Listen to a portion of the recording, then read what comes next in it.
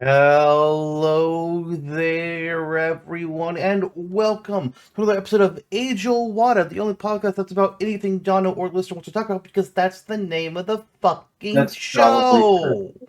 Yeah. Ha Don't know how they ha. did Besides, who else would have these names, right? Like nobody. This is the only show like this that exists because it's the only show that has people with our names. That's true, especially in the order of which we've oriented them in the very long title, which we Yes, regularly abbreviate. yes. That's how I Obviously, can juggle this one ball. is that what it is? I couldn't tell because it It's was lump shaped and not ball shaped. it's actually Duck Hunt sucks. Oh. They have ducks from Duck Hunt the game on them. Very well then. Yeah, yeah. I recorded this show and I record from home. It's in my bedroom and I'm right next to my sock drawer, so I can pull out any sock. That's where you saw the Sonic stocks before. Oh, yes, I do not record this in my bedroom. I do record this in my basement. That's where all my Oh, gaming is. nice. Except right now, my PlayStation 5 actually isn't in here. It's currently up a floor. Those are not Duck Hunt socks that you just pulled up. Those Nope. are something else. Yep. Those are a There's certain big friendly no, guy socks. yeah, they represent my character. Honestly, yeah. Ho, ho, ho, ho, That's ho. it. You've never offered me an umbrella. That is true. Well, maybe next time. Maybe next time. Although I don't think I've ever been there when it rained. No, but people use it when it's hot too. Some people. What? Okay, I guess. Yeah, But yeah, yeah. But there's some shit's gone down in the gaming world. That's our last episode that we Yeah, your recorded. PS5. What about your PS6? Are you ever gonna own one? Yeah, I don't think so. I probably not. Because like there's very few things for those of you who don't know that and that watch this podcast, which I don't know what that Venn diagram looks like. Sony recently was just like, oh hey, but guess what, guys? No more physical games. Starting with 2028, all of our games on our consoles will be digital only. We're not making discs. It's like, okay, no. Naturally, Telltale Cell, the internet didn't like that. And the funny thing that comes with this Yeah. is they're just like, yeah, we're removing physical, but don't worry, you'll always be able to get everything from our trusty digital stores. Also, with the same announcement, we're shutting down the Vita and PS3 stores, which, to be fair, older stores. That's always going to happen. It's like you just can't buy more because they don't want to keep those up and running. I mean, Nintendo shut down the Wii U and 3DS stores a couple years ago. That's not necessarily fine, but it's like, okay. But what really gets is just the week prior, there's like, hey guys, so we lost the license to sell these movies to you. So not only are we removing them from being able to be bought, we're removing them from your library. So, oh, you thought you bought these and now you own them now on your console? Nope, that's 500 movies gone. But don't worry, we won't. But don't worry, our games are now digital only. Hmm. Hmm. They're going to give you every assurance through their corporate machinations Uh huh. that they will not take your games away from you when you buy from their digital only console. But it has already been proven, not even just in the realm of movies, but through video games on their console with Concord, what they will do. True. I thought didn't There you go. Concord got I thought it got refunded though. I thought Did Concord got it? Well, refunded. that's great. But two weeks? Are you kidding me? Like just blammo, goodbye. So that's going to happen in mass, and it's probably sans refund as well because you'll own your GTA 6 that's not getting a physical release. Rockstar, thanks. You'll own your GTA 6 for 10 years, and then when Rockstar and PlayStation decide to yoink it from you, they'll just do it. They're like, thanks for the $70. Yeah. Bye. I also did just check in Concord. I wanted to make sure I had the information right. Anybody that bought Concord on any platform did get a free refund. Okay, So good. good for that at And least. That's going to be the culture that we live in, and then we're going to get like Concord, we're going to get like, oh, there's these fucking movie or TV shows based off these video games that are unreleased. Oh, It's that sad. show they had a Concord That was episode. It's like, yeah. whoops. But that's only tangentially related. I mean, we're dealing with the face of the reality for gaming, and PlayStation's really taking the whole of that yoke right now, but it's also Microsoft. And game key cards on the Switch 2 aren't looking so bad anymore by comparison. I mean, GameCube cards were just they're code in the box with an extra step. Technically less of a step, honestly, because you don't have to enter the code into the store and be annoying about it. It's just like, oh, I automatically download it. So arguably, yeah, better than a code in a box, but still, it's just like, what's the point of this, honestly? And Yeah. Sony has said recently, because it's been a bit since that announcement for us. We're a little late in getting this episode up because the world is sometimes hard to live in.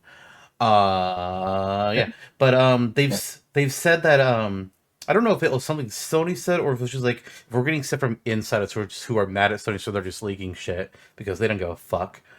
Sony is one not care, and they're hoping to just weather the storm and hope that it all just blows over, and then they're still going to sell physical boxes with a code in them. Like, what's the fucking point? What is the point?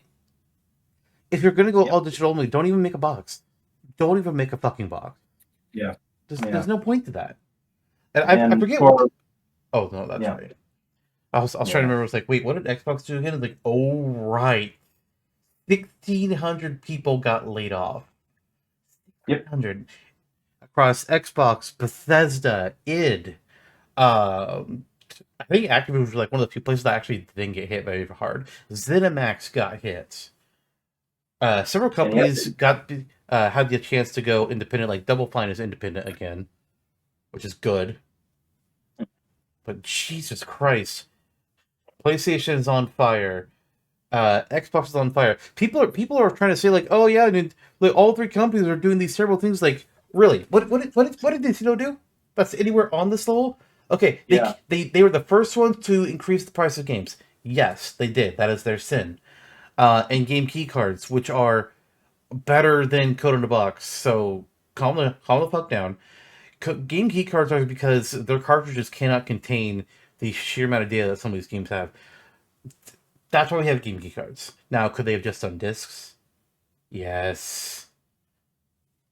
That's a whole Sony and other day. Microsoft at that point, I mean, they've been shoveling away and hiding in fine print that a lot of games on their system do need extra download. Yeah, too. Like, and it's been that way since the 360 era. 360 and PS3, a lot of games you had to have some data downloaded for them, either whether it was a day one patch or just it wasn't all on the disc. Yeah, because it just, for whatever reason. Yeah, we've been living in this world already. Game key cards are what it seems like Nintendo's taken the half step of evil with game key cards, which is nowhere near as bad as what we're now facing. Yeah, it's PlayStation and Microsoft, holy moly, and Rockstar too. I mean, is sin is not without sin, because what's up with the GTA 6 fucking CD, like no disc? What? I would love it. I would absolutely love this if GTA 6 flops. Purely because of this, because they're going to lose sales because of the no disc. There are some people that are going to give in because they just can't resist GTA for some reason. It's like, really, GTA is the game that we're going to cross the fence for? People, really?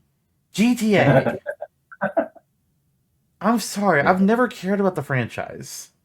Like, we talked about it a little bit on Super Casuals when doing some character talking, because it's a different kind of genre to go for. But it's like, that's really the game franchise that we're going to just bring us into this digital only world? Really? Seriously? Yep. There's better games. Sure. I mean, sure, if you want an open world, empty, creative fucking bullshit thing, sure. Yeah. It's not even launching with the online. No. That's stupid. Yeah. And yet it's digital only, and that means anything that's digital only, you're gonna have a internet connection for. People posted like the videos from it was like 10 or 11 years ago or some shit after Xbox was trying to do some shit about either it was either like digital only stuff or like the always online connection or whatever it was. And Sony had put up videos like, here's how to share games with your friends on PlayStation. 1. Hold game. 2. Have a friend. 3. Hand game to friend. Hey Sony, what happened? What happened? Hmm. Hmm. I have a nice stack of PS5 games sitting right in front of me. There's Astrobot, Final Fantasy 16, Ghost of Yotei, Claire Obscure. One of these days, that number is going to say PS6, and there will be no boxes to speak of, and I will not own said console. The funniest thing about this is, does Sony not remember, point one, how long it took for the PS5 to get adopted over the PS4? It took a long time. Granted, part of it was because of shortages, which how the fuck did they not have enough? And then two, how many games are still now getting releases on both PS4 and PS5? A lot. Yep. A lot of games are Yep. still getting the dual release from that. It's like, do they not like any game unless they like tell people you can't make the game be on PS5, which I guess technically they would have control over that. You can only make it on PS6. If it's available on PS5, people aren't gonna buy the six No. at all. It's like No. what Sony like only the Sony exclusives are gonna they're gonna be like, hey, let's go only on PS6. So it's like, what is that gonna be? That's gonna be Spider-Man 3. You know, I can live without. That's going to be the next X-Men game from whichever company's making Spider-Man. I can't remember who they are anymore. So it's like, you know what? I can live without. Last of Us 3. I can live without. What other exclusives do they have that we might care about? Oh, the third Ghost Stuff game, if we get a third Ghost Stuff game. You know what? It'll be sad, but I could watch a Let's Play on YouTube. Astrobot 2. I can do without. I still haven't even played the first one. I have it. I bought it, but I haven't had a chance yet. By the Mountainside. I don't know what that is. That's the sequel to Death Stranding by the Sea. Oh, I thought it was on the beach. Or are you saying the third game is going to be called By the Sea? Yeah, whatever it was. The Weird Death Stranding beneath fucking the God crust. of War. That'll be one that's a pain in the ass. Yeah, God of Man. War. Although I think Laufey, I think they said Laufey is going to have a disc. I think it's supposed to. It's only things that are releasing 2028 and beyond. Yeah. And they didn't even tell any of their partner companies. All of them found out when Sony told the rest of us. Like, wow. Jesus Christ. Because they knew what the reaction would be. Sony has been high on their own shit since the PS2. And what's funny about that is the PS3 lost. They lost to the 360, and then the PS4 wasn't bad. It picked things back up again from the PS3. But do they really think the PS5 is winning? I mean, granted, if you're only counting Xbox in the equation, then okay, yeah, sure, PS5 kicked the Series X or what the fuck their opponent was to the curb. But they didn't beat the Switch. Yeah, Wii, Switch 2, they're all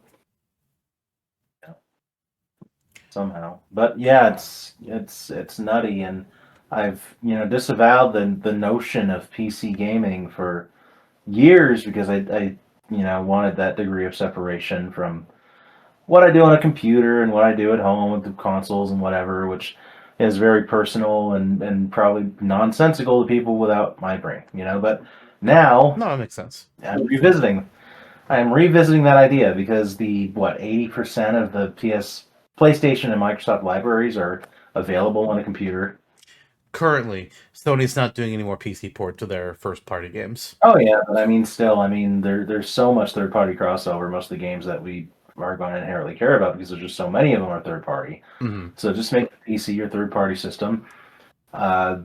Eat it on the rest because I'm not paying $1,200 for a God of War machine that is going to take God of War away from me one day. Yeah. And that I need a Wi-Fi connection for. And and it's unfortunate too because to a degree there were these console increases because of like real world political issues caused by our country. What a shock!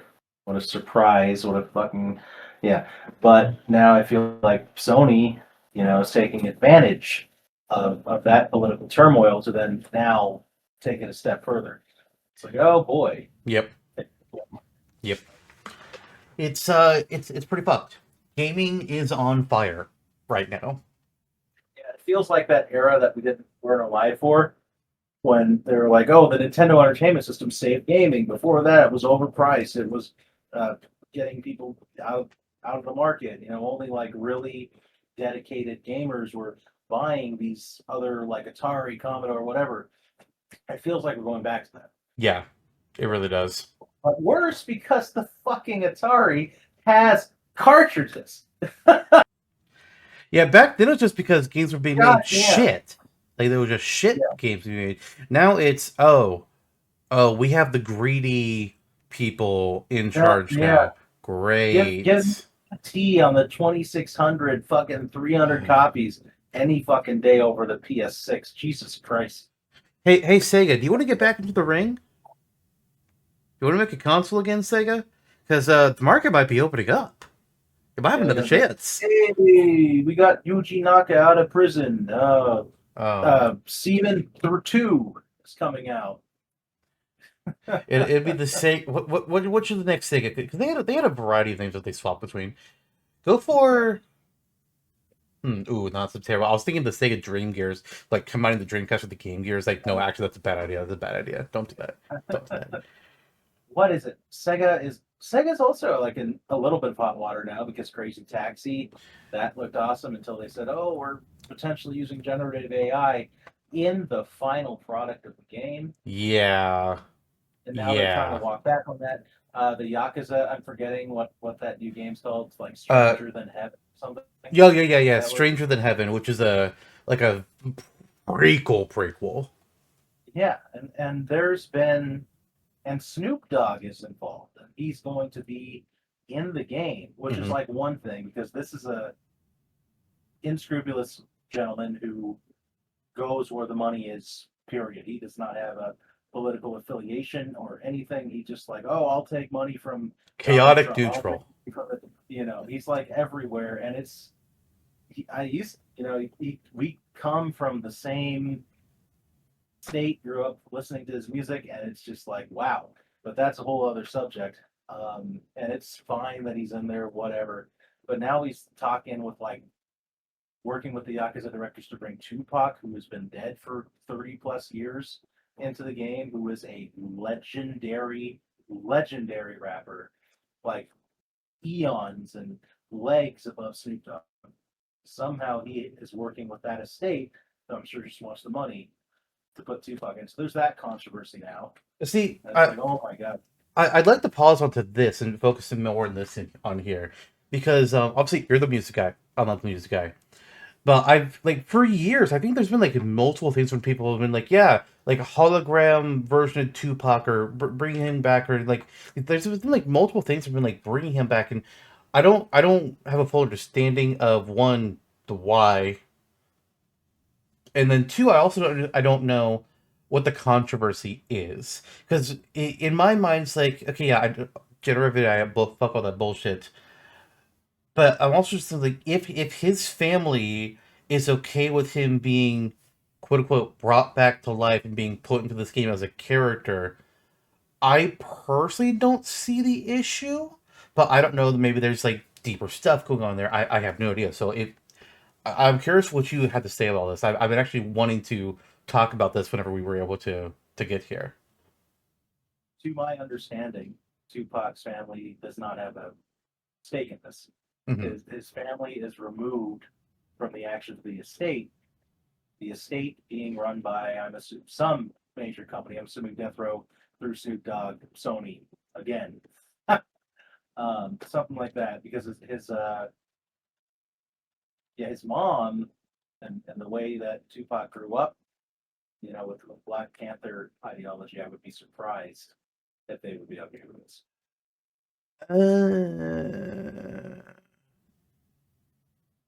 I The hologram is see okay. some shit going on here. So apparently, the estate is owned by Amaro Entertainment, which is managed by Tom Whaley, a music executive who originally signed Tupac. It was appointed the trustee and executor by Tupac's mother before she died, and control of the estate has been heavily disputed. And Tupac's sister tried to file a lawsuit, and beyond that, I don't know how that's going. Yeah. So that therein lies the issue, is that it would be, he is not alive to speak for himself, and whether he would want to. Like there are certain things, like James Earl Jones he signed off on using his voice for generative AI. So Yeah. unfortunately, as despite our personal opinions on generative AI, he at least signed off on it.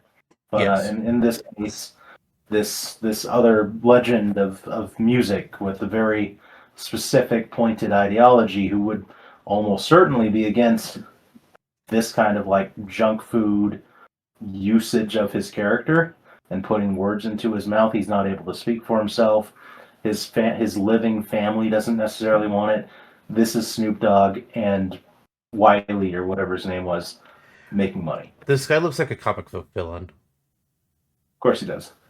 He's got the smirk of a comic book villain. Incredible. Yeah. So therein lies the issue. The other issue is I want to play Crazy Taxi, and they're making it really hard on me to personally vouch for playing Crazy Taxi. Yeah. And Snoop Dogg is a buster, and he is a little bitch, and he is a sellout. Tom Wiley, what the heck? Tom Wiley. You see it? Yeah. Okay. What an interesting guy.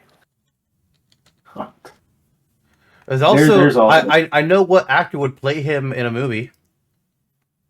Who? Walton Goggins. Right.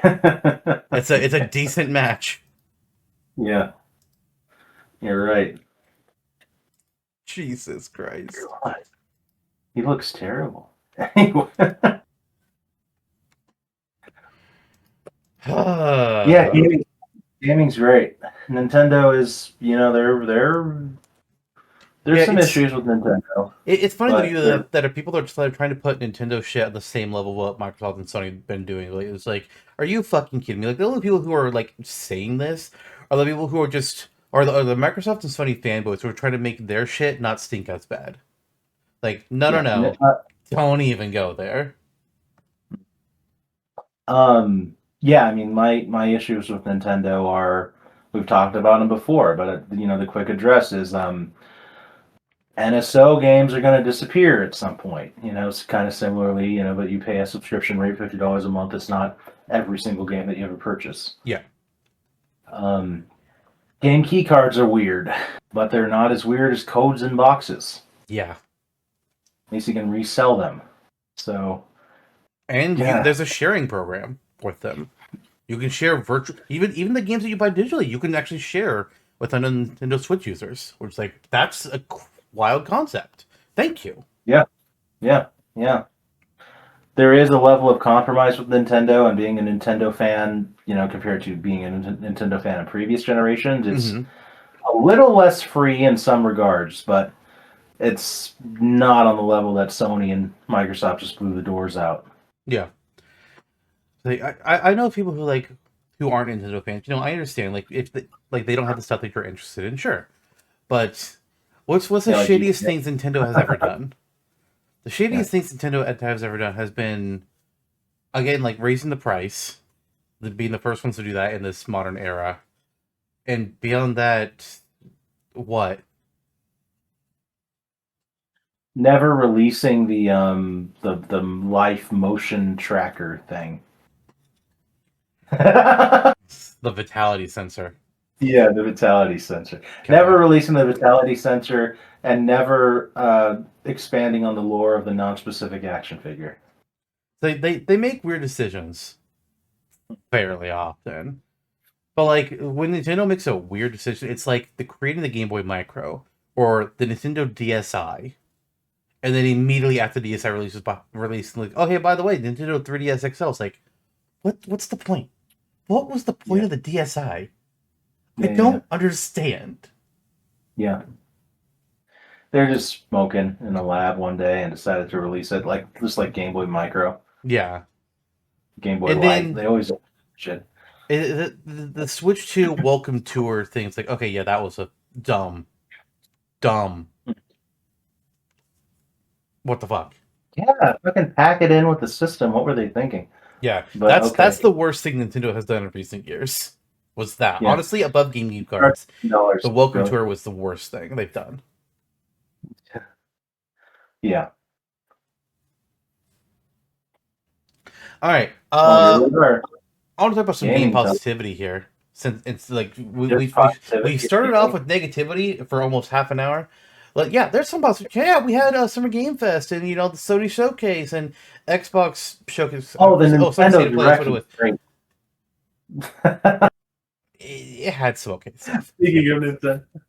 But when we last recorded AJOLWTTA, it was right after the Summer Showcase happened, and none of the other shows had occurred yet.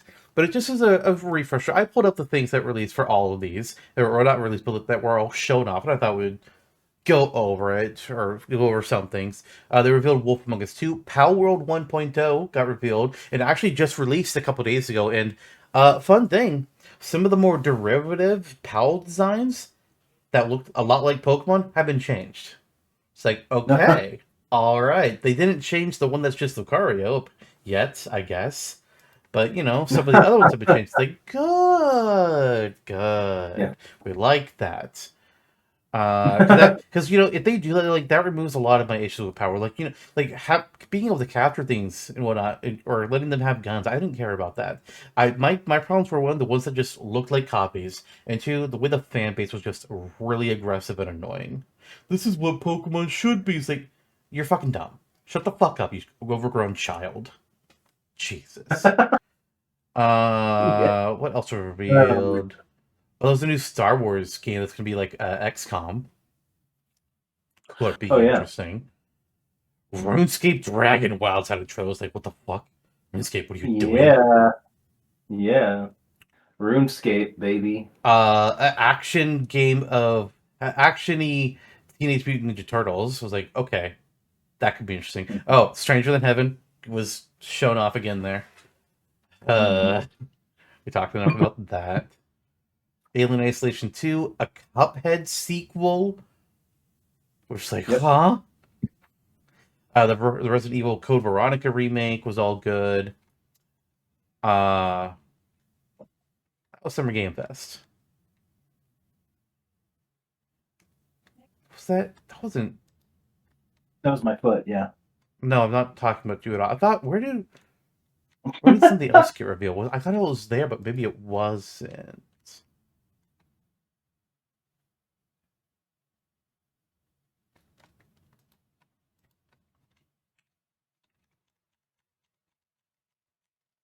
I thought, yeah, I'm not seeing on this list, but I thought Final Fantasy was revealed there. Oh, yeah, there was. They had it at the top of the. I didn't start at the top of the article. They revealed, hey, look, Street Fighter 6 DLC is adding Tifa, and look, we have the directors of Final Fantasy Remake here just to talk about this and nothing else. I was like, bullshit. I'll see you guys again in 20 fucking minutes. What happened 25 minutes later? Revelation got revealed. Like, yeah. I actually just started playing Remake again last night. I wanna go through it again and then as much of Rebirth as I can before it releases, just to refresh myself on everything. But holy shit, I'm excited. I really enjoyed Revelations for feeling like a kind of like return to form for the series, but also a little modernized where it counted, and the like 3D effect was really interesting and strong, actually. Okay, what are you referring to? Because I don't know what you're trying to throw me for a leap for with. Oh, and it was cool to play as Jill again. Okay, Resident Evil is the only assumption I had. I was like, I know there's Resident Evil Revelations 1 and 2. I'm assuming that's what he's doing. I wasn't sure. Yep. Okay. You little freak. One of the few games that really took advantage of the 3DS's 3D. Like, it looked really good. Actually, wait, I just realized, when we recorded last, it was before Summer Game Fest. Sony State of Play happened first. That's what it was. Summer Games Fest happened last. No. If I Summer recall. Game Fest was after Sony. It Oh was yeah. Sony, Summer Game Fest, Xbox, Nintendo. Okay. What about Uh, Devolver Digital? I don't know. Did they do one? I don't know if they I did. don't They know usually either. do. I don't think Yeah. they do. But then Xbox had the show. They showed some more stuff of Doom: The Dark Ages. There's like a new expansion coming to that, also called Revelations. God. Jesus. They showed the new Fable remake, Gears of War E-Day, which I didn't know was Gears of War when they were first showing it off. Halo Campaign Evolved, Minecraft Dungeons 2, I think was the first shown off. Sinnoh, which may already be dead because it was one of the studios that they were potentially axing. So that might I can't remember if that's already been officially canceled or not, but it was like whoops. Yep. Ooh. Spyro. Dude, I can't tell you. They sadly in the show they kind of spoiled that it was going to happen because at one point, with one of the trailers finished, they showed like this purple claw reach across the screen and like swipe away the trailer, and I was like, wait a minute, I fucking know that claw. I know that claw. I know that claw. What the fuck? Holy shit! No, no, no, no, no, no, no, no! Don't you fucking do this to me? Because like I read like gaming leaks rumors. Like I know when things are being worked on and being like going to be announced soon often enough. I didn't know this was Right. happening. I had Yeah. no idea this was happening, and it looks good. We got to see very little of it, but it looks good of what we saw. Yeah. Uh, Very. they also showed State of Decay 3, whose studio is also maybe gone. It's like, hey, Uh, we showed off these games, hoping that people would want to buy their studios. Oh no! Oh no! Whoops! We got the Persona 6 official reveal, the teaser. Persona 4 Revival got shown again, and it's coming in February. Ah, yeah. it's coming in February, and then both Final Fantasy 7 Revelation and Spyro are coming in spring. It's like, oh god, I'm in trouble. I And am in. Super Smash Brothers on the Switch 2 as well. They haven't said anything yet. You wait. But then there was a Nintendo Direct, and we got the Ocarina of Time remake shown. And by shown, I mean they showed us Link sleeping in a hay barrel. Yep. New Xenoblade game is on the way, which is dropping Chronicles from its title. We're going to see Interesting. more Yeah. of Fire Emblem Fortune's Weave, which apparently we've since found out no Avatar. Thank you, God. First non-Avatar main Fire Emblem game since not like also not counting remakes since Radiant Dawn. It's been that long since we've had a non-remake, non-Avatar led Fire Emblem. There are going to be 4 routes. Yeah, of course there are. Namco Yep. involved again? We haven't even confirmed that. It doesn't seem like they are. They probably are. Please, God, because that Uh, would be part of being a good story in this one. yeah. We got to see a new Kingdom Hearts 4 trailer, some more Star Fox, Splatoon Raiders got shown more, which has since been confirmed to have. Like at first they told us like, oh yeah, it's just a single player adventure. There's no multiplayer. There is multiplayer, but it's co-op. It's like excellent. Wait, which We game is let this? Splatoon Raiders. Oh, yeah, yeah, Yeah. sorry. So now I'm just like, okay, who can I pull in to record Splatoon Raiders Let's Play with me? B. Can you commit? When? I don't know, man. When can you? You tell me. Day one release date. Whenever When's that? The 23rd? I don't remember. Something like that. The 23rd, the 27th. It's July. It's end of the It is month. July. Yeah. Yeah. July I 23rd. am buying it.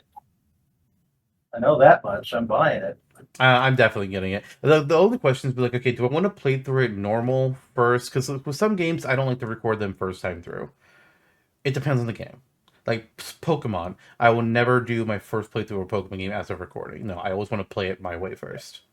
It's a sacred thing. Yeah. Mm-hmm. Jacob would do it, yeah, but I don't think he has the time either. Yeah. Kelly, Kelly might. yeah. Could be interesting. Xenoblades 1, 2, and 3 are all, they all finally converted into Nintendo Switch 2 editions for. And Xenoblade 2 is actually getting quite a bit of new stuff. They didn't really show much new for the other two. 2 got more the focus there. All the like the mercenary stuff, you can actually play that now, or at least some of it. Final Fantasy 14 is coming to Switch 2. There you go. There's your opportunity. I can rope you in now. Ninjala 2 got it now, so I guess. Yeah, pretty hard. He's showcase. I was like, what is going on? Mm-hmm. Oh, the new Dragon Quest monsters got revealed. Yes, excited for that. Yep. Because it's bringing in protagonists from Dragon Quest 6. No, 5. 5 Is are going to be playable characters. characters. Bananka is on there? Do what? Bananka is playable in that game? Yes, Bianca. Oh, nice. Yeah. Bianca and her sister are both going to be playable. What was We're her also sister? getting. What? What was her sister's name? Deborah. Oh, yeah, right. I think that's her sister. Or maybe I'm thinking of somebody else. No, I think thought Nira and Deborah are the sisters, I believe. Yeah, I think they're both in as well. Nice. All three of the bride options from Dragon Quest V are going to be playable in Dragon Quest Monsters.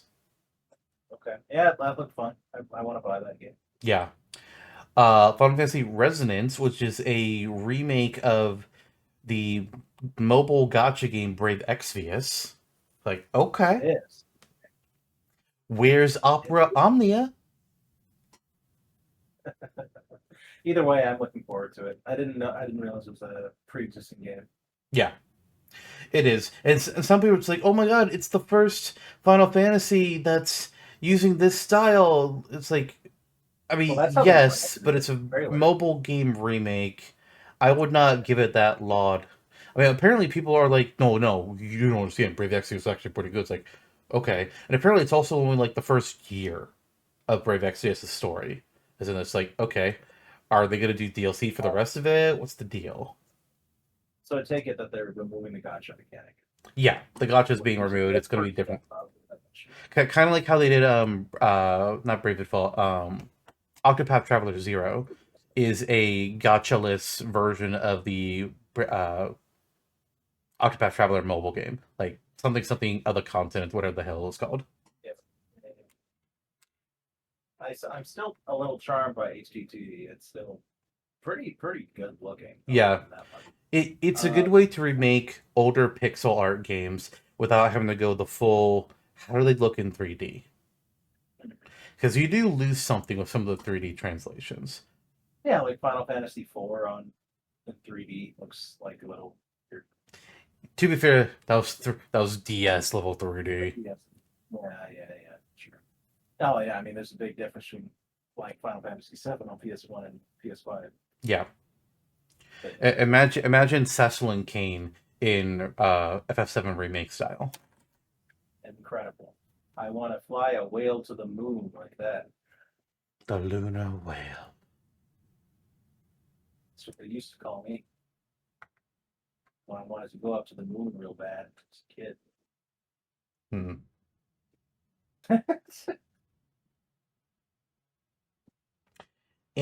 Poodle.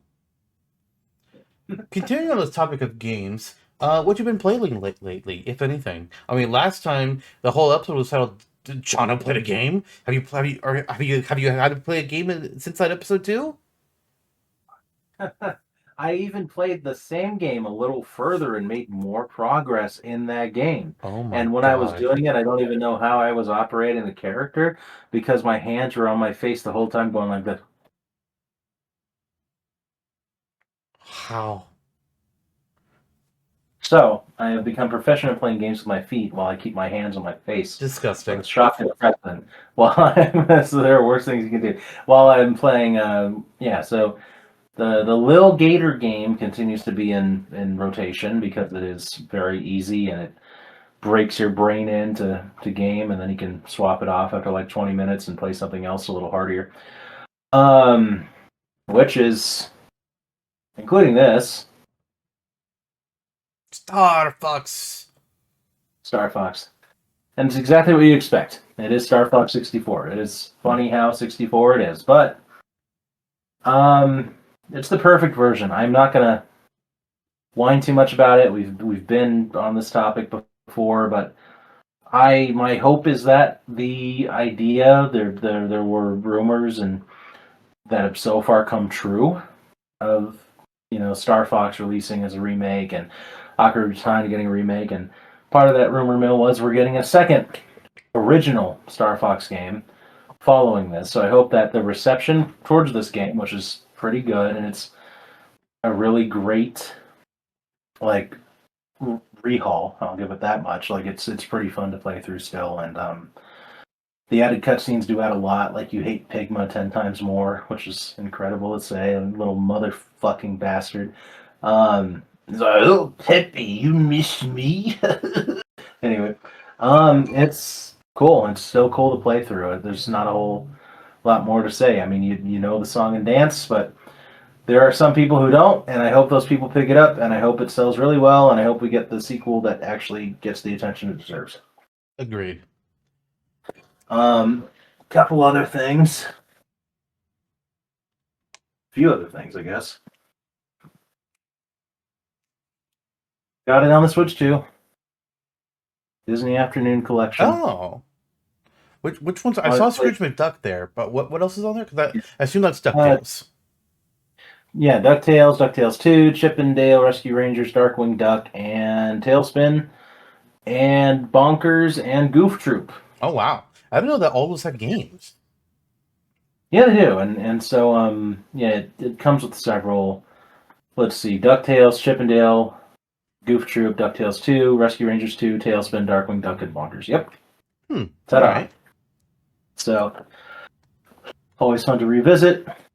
Bought this a couple days ago. Haven't had the chance to play it yet, but it's going to be on the docket. Pac-Man World 2 Repack. Talkman's Revenge. Spooky the Ghost makes his first appearance, actually. Isn't that Talkman? No, it's just Spooky. No, but Talkman's one of the ghosts. He's just possessing a robot. Oh, yes. Yes. Yeah, and I thought that was Spooky. I don't know. No, two different games, sorry. The first Pac-Man World was where Talkman was the villain. Right, but I thought Talkman was... fuck you, I'm looking this up. I would say Orson. Orson is the ghost that built Talkman. Okay, that's what I was thinking of.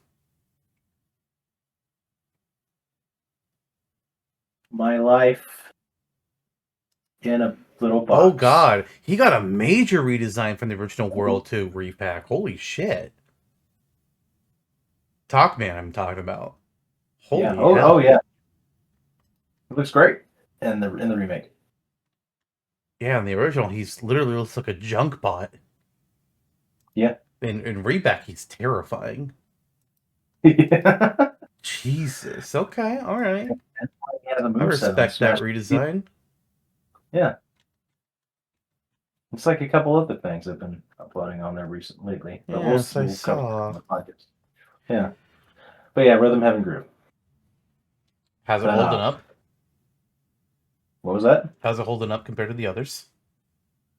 Incredible. I mean, it's what you expect, and there's also a new mode that is like an RPG that is interesting, and I think it works, and it's great, and I enjoy playing it. Good. Still haven't gotten into Mina the Hollower though. Time to play that much yet. I want to get back in because it's like, it's all of these other games, they're easier to slide into, like the sign you of a Zelda-like game. Yeah. But we're getting there, and I'll let you know when we do. But that's the rotation right now. Very, very little time to actively activate my brain to play. But when I do, those are the games I'm playing. All right. Yeah. It too. Well, as for me, naturally there's Final Fantasy 14, but I've actually been well, hang on. The past few months, I'd actually been focusing pretty hard on recording the first expansion, Heavensward, with my alt character, Yaren They, and then eventually it's gonna get chopped up into. I mean, it's all recorded into pieces, and I was like, okay, I need to like actually edit the episodes all together and start adding them to the upload schedule because my A Realm Reborn recordings with the same character are gonna be ending in like August or October, I think. I think October is when that's gonna come up. So then I can start uploading Heavensward after that. And I just finished recording it with like a week or so ago. It's like, I have the freedom to do other things again. Huzzah! Because when as you know, when I get on something, I hard focus it down until I'm done, at the cost of other things that I really shouldn't be sacrificing, but it happens.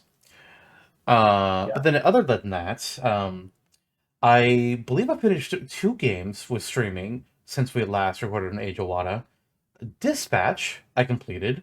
I did 2 full runs of Dispatch. Actually, that might have happened. That we might have actually already talked about that. I think I finished that one like shortly after. I think it would have been before I went up to visit you. I think is when I would have finished that. We talked about I think Dispatch in the so. past, yeah. Yeah, though I don't know why I have it listed out as something that I'd been playing still on my notes. But then more importantly, Professor Layton versus Phoenix Wright has been completed.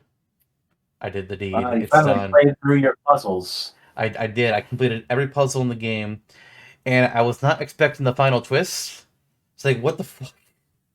What is this? First of all, the epilogue chapter is still just plot.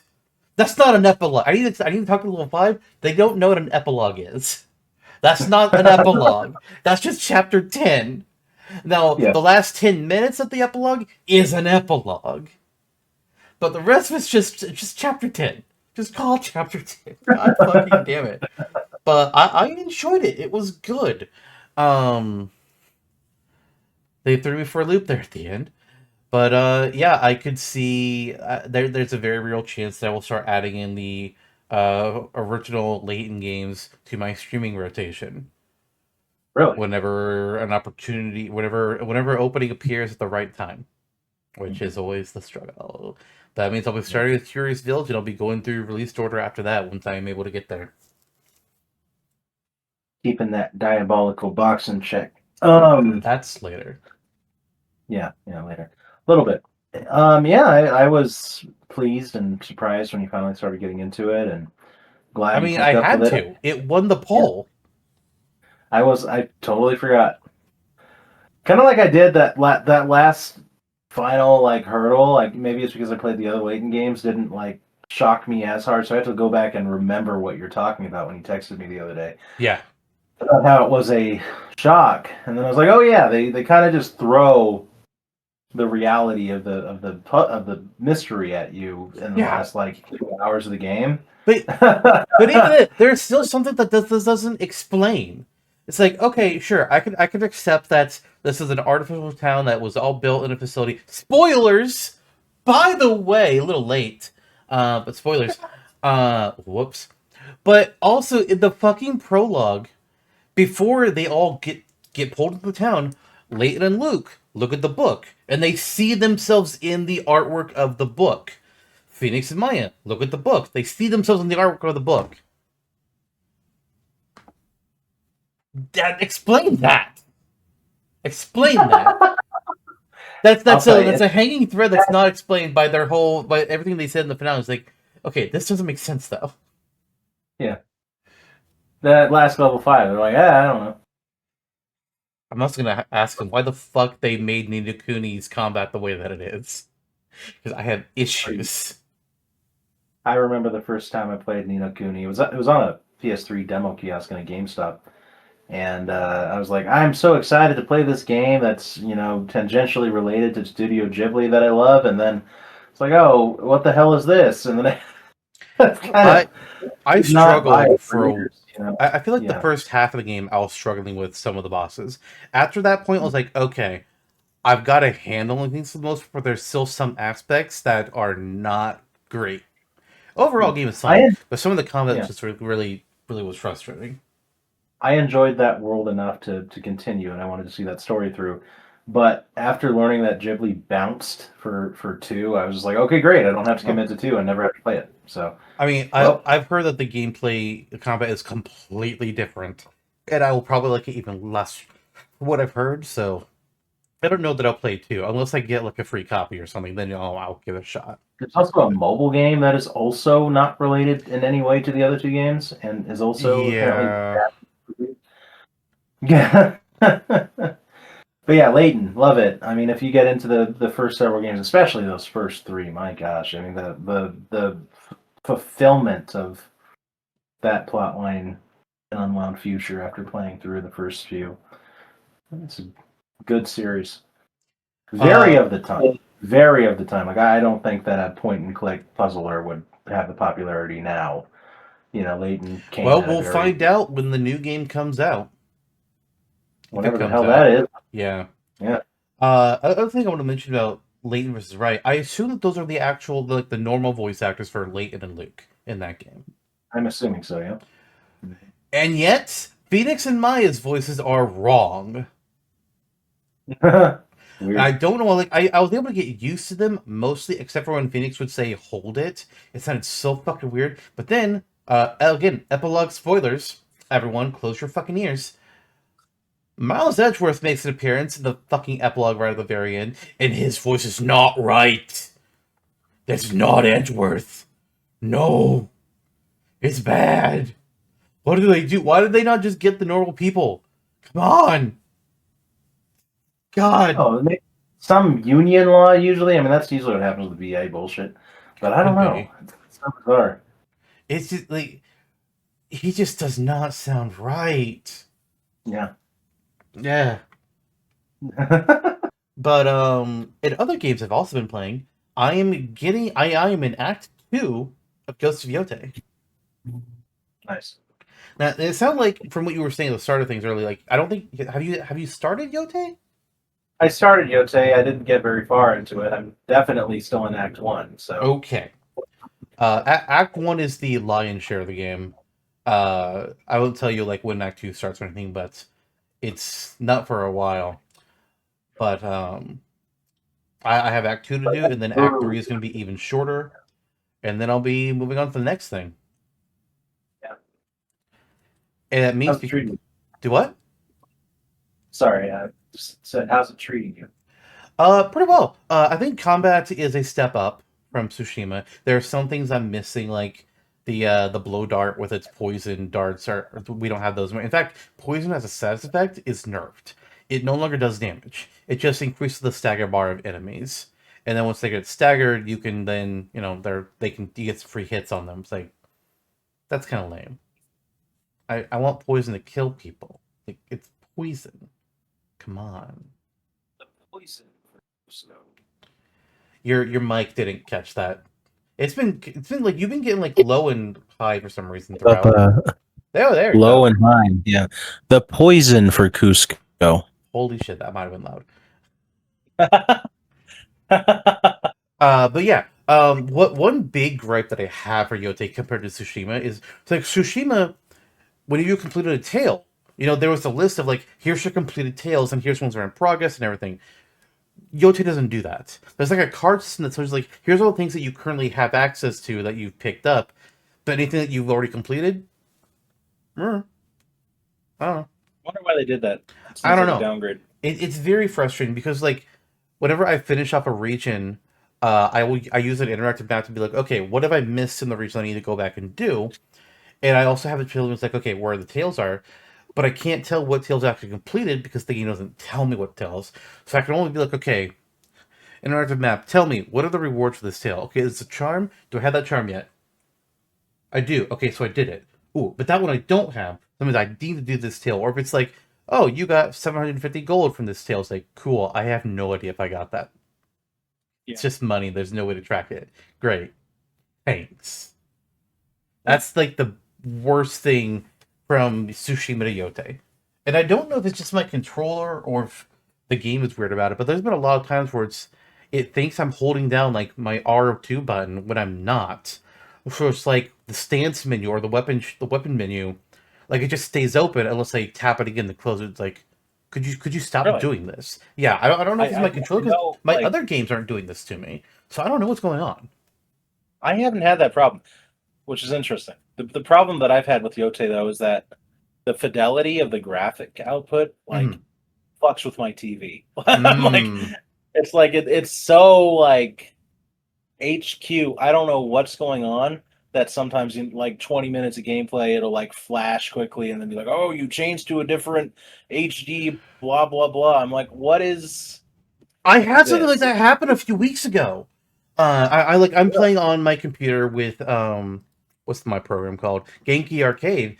And at one point in one of my streams, it just started like flashing really weird. And I was only able to fix it by like changing uh my can't think of the word for it. But I changed the setting in Genki Arcade for like my resolution. That's what I changed. I changed that and it just started working and it's like okay, Yeah, yeah. let's settle. But it's not like I played it on my normal settings again today and it was fine. It's like I don't know what the fuck That was is going on a few weeks ago. I'm gonna worry about yeah. it. Yeah, I did have to like downscale something. I guess it was resolution. It was so odd. Yeah, Never happening with the games. Like, and I've played really, amazing looking game like God of War Ragnarok and like, but this is the one that it's happened in, and it's so, I'm we're Nintendo fans, right? We're not yeah, graphics are yeah. never, but But I can when the also screen appreciate, flickers, like okay, that's yeah, kind of an issue. yeah. But I can appreciate like kudos to Sucker Punch. Like Tsushima was such a beautiful representation of this feudal era of Japan, and Yote does kick it up a notch, and it is noticeable and it is impressive. I'm glad that you told me that you were only partway into the beginning because earlier when I was streaming, I was really like, oh my god, I need to tell Jonno about what I just did. It's like, wait, I'm going to be talking to him later tonight. Talk about this. Like, oh, you're not there. Okay, nope, keep mouth Yeah. shut. I am definitely going to play it through. It's just a matter of when is that going to be. Um, like Prioritize it. it's top priority. I think get me through a playthrough of Star Fox, like one route done, blow up Andross's brain for the 20th time in my life, and then we'll get to finishing Yote and feeling inspired to get a full game in. All right, all Um, right. And then you get to Yote. make an Atsu Echo Fighter off of Gen. Yeah, we'll do that. Um, I wouldn't do an Echo there's some, Fighter. She could be yeah, her own thing. Like, it's more of a similar traits type of deal. yeah. Yeah, there is definitely like a little bit of difference in the combat so far. I'm sure that it changes up Yeah, more later like on. instead of getting like different stances, Atsu does different weapons. Um, what was I going to say? The moment that impressed me early on. I mean, the story again. The Ghost style games are fairly simplistic stories, but they do it really well. Like the casting of the characters is done so well. Like Kochin Khan was such a formidable villain. You see him working in like this Genghis Khan kind of way, where he's very intimidating because he's also a strategist and he's a brute, and you see it play out throughout the game. It's like, okay, I've seen the story done before, but it's done really well. I feel like that's also the same way with Yote. Like this is a classic story of like almost a Western style story of revenge. Hmm. Having your family brutalized and murdered by these gangsters, but it like ex samurai things. But that looks like a spoiler. Ooh. But No, no, more like they go more into what happened that night as you play through. yeah, More is yeah, revealed. nice, yeah. And then early gameplay. I visited the house and seeing the first flashbacks. Like they do a good job handling, from my untrained point of view anyway, handling her PTSD and dealing with that revenge plot is satisfying. Um, the other part I was excited about earlier on was like the level with which they were approaching you with like one of the first shrine quests you can do. I Hmm. was like, holy moly! Like some of this exploration is actually pretty tough earlier on Yeah, when you're. The Yeah. shrines feel like late level or late game Tsushima shrines, with just how much like the length, and some of them are like, oh hey, we're gonna lead you on a wrong path, like you're a dick.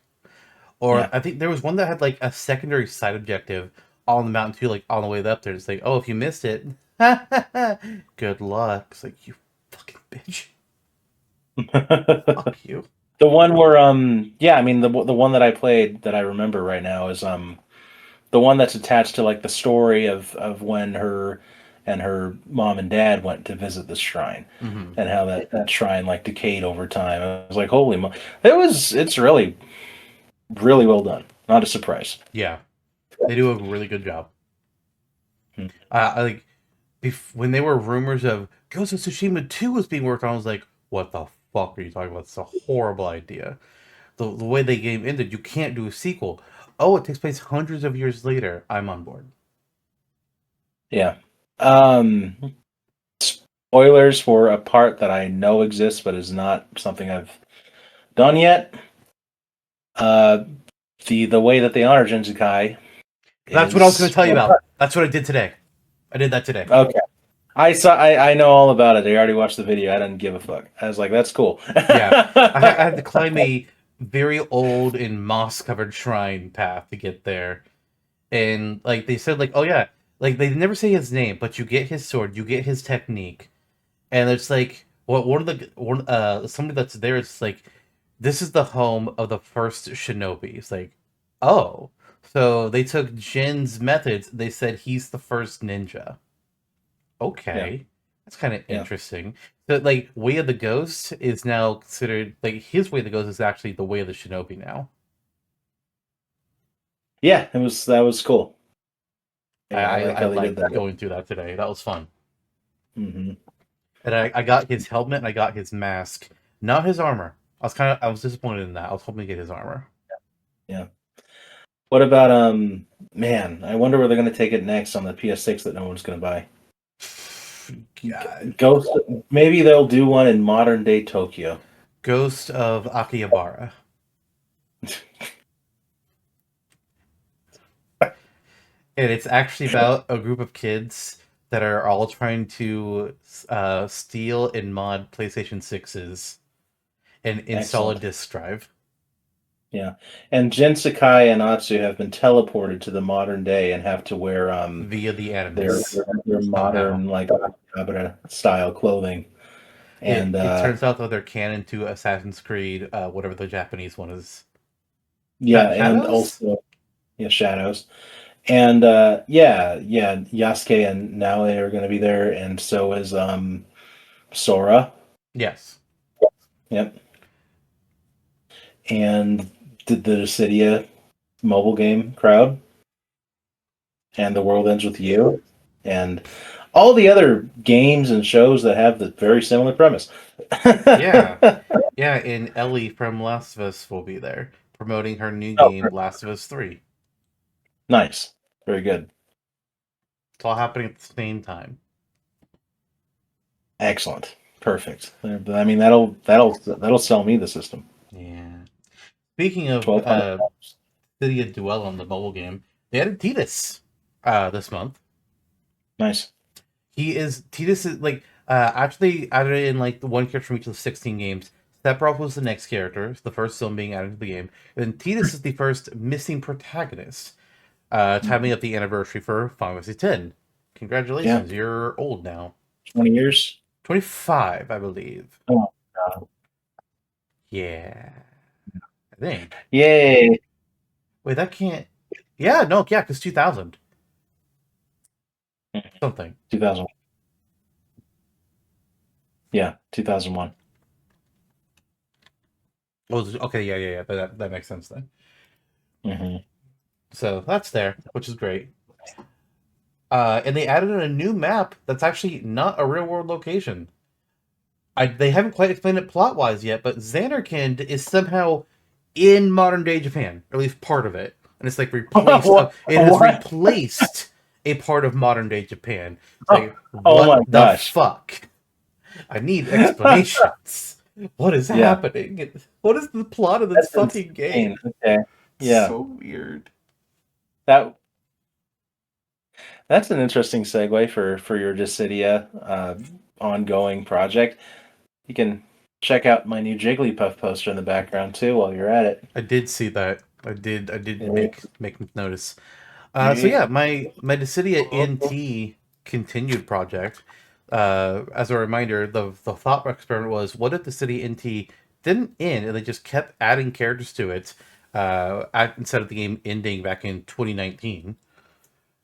And previously, I discussed what my 4 character picks were for 2020, 2021, 2022, 2023, and now 2024, which means stacking over the 4 picks I made for them to be revealed in 2025, which means in the next episode, we'll be getting caught up with where I'm currently at, which will be only 3 characters because 2026 isn't over yet. Yeah. I do have an idea of who I might have to be that last character for 2026, but it's not decided yet. They might surprise me with something. We'll see. I'll have to do some looking. But for 2025, as a reminder, 2024 added in Arania Highwood from 15, Clive Rossfield from 16, Cells, last name I don't remember, from 6, and Lisette the Dancer from 11. So for 2025, I'm kicking it off our March character reveal in, I'm looking at this, roughly a year prior. Final Fantasy 14 Endwalker or Final Fantasy 14 got released on Xbox. Yes, I think that's when it happened. And Endwalker being the most recent expansion, this character is not well, they're kind of in Endwalker, kind of. They're more prevalent in Shadowbringers. No, not that character who you're thinking of, Jonathan. No, Mr. Krabs. he's never getting in. But No. but I know he's fourth party. Final Fantasy 14 in the city of canon wise is only represented by Ishtola and Xenos. One of the most popular female heroine and one of the most popular villains. I previously added in Alphino to be a second hero. Yeah. And now I'm adding in the other most popular villain, Emmett Selk. Whereas Xenos is all about swords and also some scythe action, Emmett Selk is all magic. Creation magic was a specialty of the ancients, so he's able to just like whip things up out of the thin air. He has his Hades transformation he can do. He's gonna be an all magic man, and as the most popular villain, or not most up one of the 2 most popular villains, along with him and Xenos. Shadowbringers was the most popular, was one of the more lauded expansions, and Endwalker is very much a direct sequel to Shadowbringers. Like, I mean, they're all expansions, like they can, it's all a continuing thread. The Endwalker directly picks up from a lot of stuff that Shadowbringers was laying down. Sweet. My second choice for the year, 2025 was the anniversary for Final Fantasy IX. Oh. And there were all these rumors that we were supposed to be getting a Final Fantasy IX remake, and then it never surfaced fucking anywhere. But we were getting a lot of other things from Final Fantasy IX. There's like, we got the reveal that, oh yeah, the Vivi's Children TV show is gonna happen. I can't remember everything else, but there was a lot of Final Fantasy IX stuff being revealed and released in 2025. So I was like, Yeah. all right, you know what? I think the Final Fantasy IX remake was real. It was supposed to release last year, and either it got crazy delayed or canceled. But I think they would have been planning a character from 9 to release that along with everything that they were doing. So who are the options? Yeah. Well, I already added in did I not add that? Oh, I guess I didn't add. Oh, this is my first character from 9. No, it's not. Okay, no, there it is. I see now. I added in Beatrix back in 2020, who is only now the 3rd Final Fantasy IX character. So it's time for their 4th. They deserve more than that. But who are the options? Garnet. We've got other summoners that are arguably better than her. Steiner is just a knight. I mean, he's got some sword skills, but he's just a knight. There's Vivi, incredibly popular, but it's just pure black mage. Eiko would be a lesser version of Dagger. Freya would be another dragoon character, but focuses more on magical techniques than martial ones. And then there's Amaranth that nobody remember exists because nobody uses him because he's introduced late game and has very little going on. But he's a monk type character with a little bit of ninja going on. And who could I Nice. possibly pick of any of these? Oh well, obviously, Final Fantasy IX's version of Garland. No, it's Vivi. Come on. Of course it's Vivi. Who the fuck else would it be? Come on. One of the most Yeah. popular Final Fantasy characters, period. He's up there with fucking Aerith and Tifa. Come on. Yeah. It's gotta be Vivi. Easy fucking choice. But The it's third, just a pure black mage. yes. Yes, he Even just fucking looks is. like a black mage. He is. Literally. That's his species. He is the Black Mage race. It's interesting to think of. Yeah. My third character pick for the year. So previously, like I've added like characters from some of the non-mainline games. Crystal Chronicles. I've added in Crystal Chronicles and Stranger Paradise, and then even NT itself added in characters from Type Zero and Tactics. But each of these spin-off sub-franchises only have one character currently. That changes. Little King? No, King Leo is not being added in. But another game that released in 2025 was the remake of Final Fantasy Tactics, the Ivalice Chronicles. Now I could have it wait a year to add a second Tactics character, or like I did with Zach when I added in him, I could be like, you know what, Tactics already exists. We can use this to promote the game and add in a second character. There's some people debate over who would be the quote unquote villain choice for Tactics, but to me it's always been Delita. Like he's not technically a villain, but he is an opposing force to Ramsa at varying points. And we've seen in 012 and in NT, it's not always necessarily just about main villain. Snow is the villain choice for 13 in NT. Right. It's like, okay, sure. And Cloud is considered a villain choice in 012 in Cydia Duodecim. So is Terra, so is Tidus. That one I can explain less. Okay, what the fuck? So I'm picking Delita. Delita is my third pick for the year. Now the last one, hey, the Pixel Remasters got released on another console in 2024. So sure, let's throw another representative to the older games to get people excited for them. And I'm going for a favorite. While Dissidia Duolim may have chosen Kryl to be the Final Fantasy V representative for their game, I am picking the next Final Fantasy V character for my Dissidia NT project to be Faris.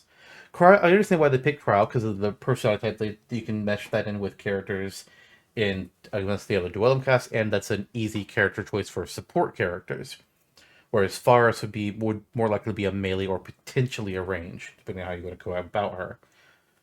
But Faris is the cool character from 5. Gives us a second hero, because Gilgamesh is the second villain rep alongside X-Death. And you get to make a pirate. Just make a pirate. Like, yeah, you can give them a dedicated class that's in 5, but also Cannoneer exists in the GBA version.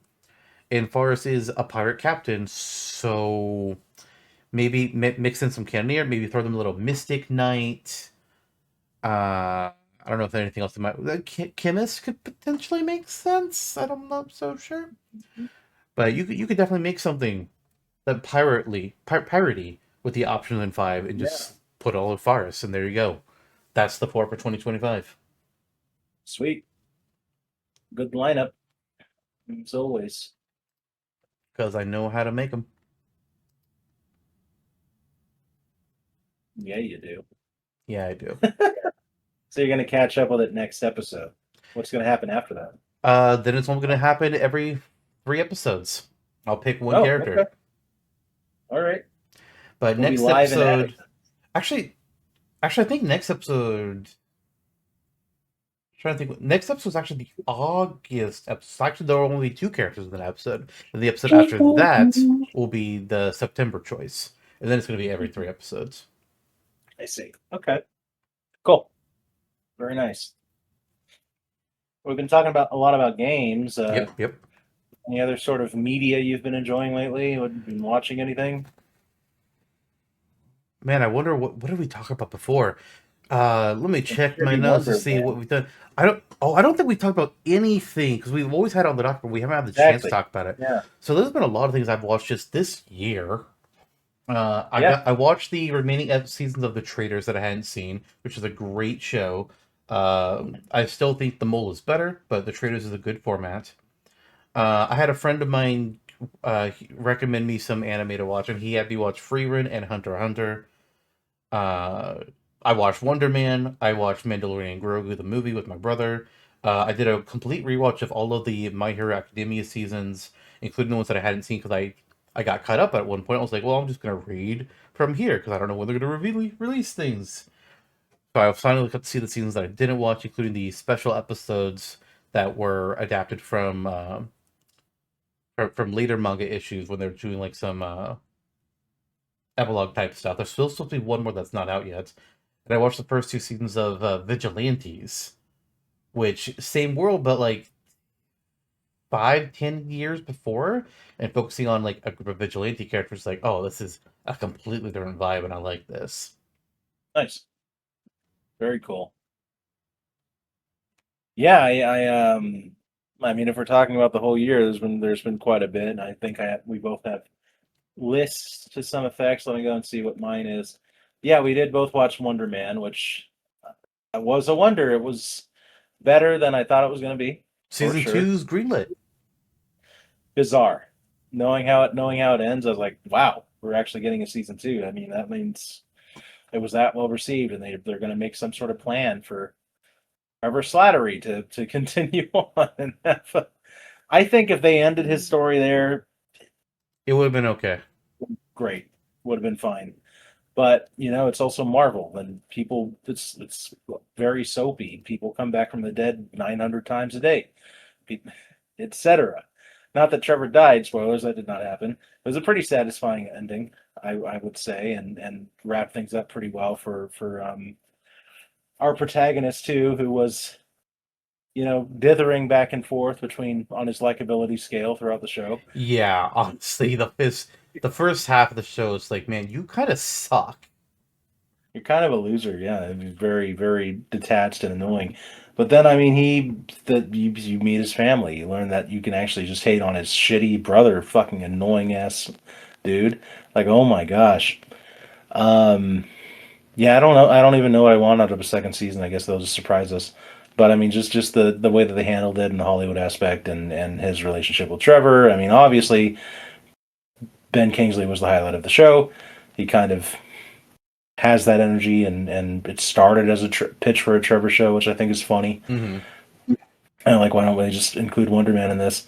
But at the end, I turned around and I enjoyed the character of Wonder Man, and I really enjoyed the episode where they were with that popular filmmaker who was also the antagonist of the last Superman movie. A minor antagonist, but yeah. Yeah. But yeah, it was there was a shocking moment there, and I was like, "Holy shit, is this real?" Yep. Like, what? Yep. Total tonal shift when he just fucking punches that dude's head off of his body. I was like, "What is this show? What is this extreme R-rated moment coming out of nowhere?" I was like, "What the fuck?" And this has to be a hallucination. And then, sure enough, it was, and everything righted its way. I also think the ending was well done, and the mystery behind why he was doing like an exploratory documentary film. And it's like, oh shit, he's going to this prison to free Trevor. That was also very well done. Yeah, I mean, it's a good reminder of what Marvel can do when they are more contained, more focused, and I do feel overall pretty confident about the direction that the studio's going. In spite of the fact that they also recently had controversy with a bunch of layoffs at Marvel Studios. But it was a good show. It was a solid, I don't know, 8 out of 10 show. It was good. Something I like too about towards the end, after they had like the premiere of the Wonder Man movie inside of the TV show, uh, he's talking to the director, and it feels like both, because most Disney Plus Marvel shows are one and dones, unfortunately. Mhm. WandaVision technically has a sequel with Agatha, and then And Loki has got a season two. But then yeah, the director is talking to Wonder Man. He's just like, I never do sequels ever. Just leave it one and done. But what if we did another? And then it's like it yeah, was like a week after the show released. They're just like, yeah, we've greenlit season two. Was like, yeah, that's kind of funny. yep, yep. So we know that the second season is going to be about them make like there's going to have the backdrop of making the sequel in universe as well. And I think I Mhm. read also, apparently Josh Gad came out, which is really funny when you cast a Oh, celebrity to play themselves. Spoilers: when you cast a celebrity to play themselves, yeah, and then you kill them off. It's like, so yeah, we just straight killed the yeah, celebrity. Okay, that's very yeah, funny. But yeah. he said that apparently they're planning to explore more with his character, at least what happened with it. So that's interesting. I don't know that I necessarily care to know what else happened with him, but I would like to see more about what happened to the guy that Yeah. whose power was used and all that. Oh, I forget his Doorman, name. Doorman. Yeah, It's like I would that like was to so see him come interesting. back Yeah, or yeah, yeah, delve yeah. deeper on that. Watching that episode and slowly realizing it was hardly going to feature Wonder Man at all. It's like, what is going on? And it's like, And I remember just oh, like earlier on the show, they were just like, oh yeah, you got to sign the Doorman waivers. It's like, what is this? yeah, What's yeah, yeah. Doorman? Yeah, apparently Doorman is a guy who swallowed Josh Gad whole and vomited him up as water. It was incredible. Horrifying, horrifying. It's like, oh my god, and the whole lineup. I mean, having the Josh Gad fourth wall break throughout the entire episode, with the dance club playing the fucking Frozen summer song dubstep remix. Ugh. It's like, what is this? All pretty entertaining, and the twist at the end was funny and crazy.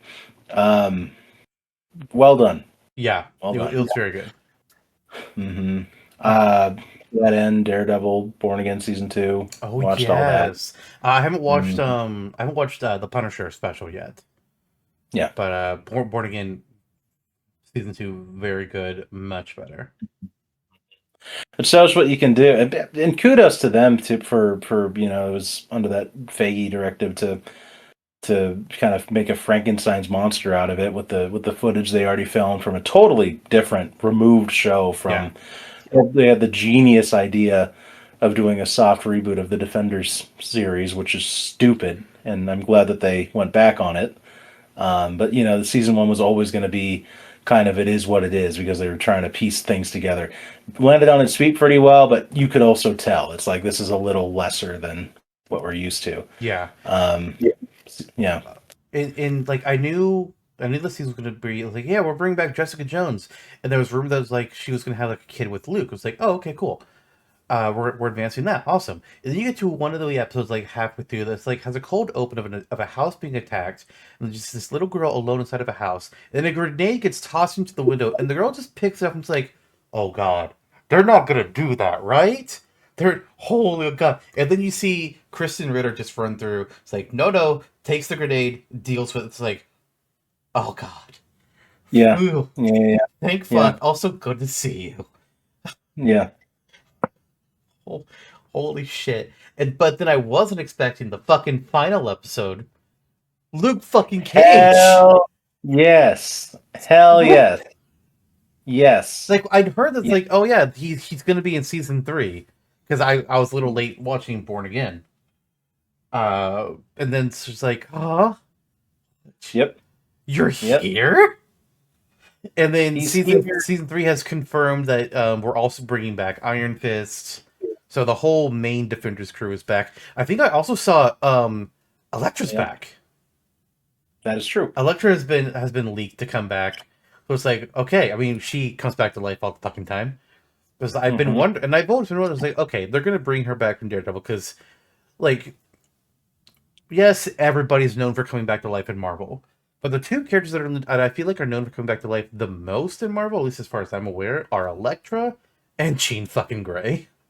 They die all the time, especially Jean Grey. She's dead.